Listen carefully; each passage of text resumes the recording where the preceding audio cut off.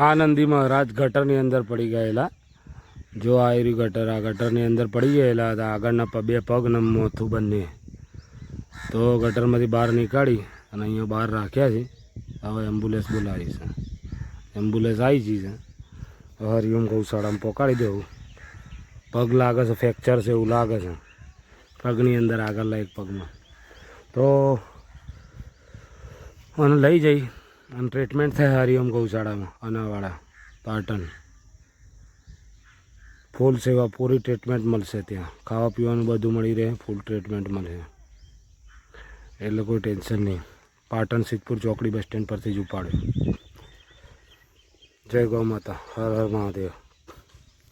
સેવા કરતા રહો તો તમને કોઈ કર્મ સારા કરો અને સેવા કરતા રહો. હું કરું છું એવું તમે કરો. દુનિયામાં કોઈ નાનું કામ નથી. સેવા બહુ મોટી મહત્ત્વની વસ્તુ છે. હર હર મહાદેવ.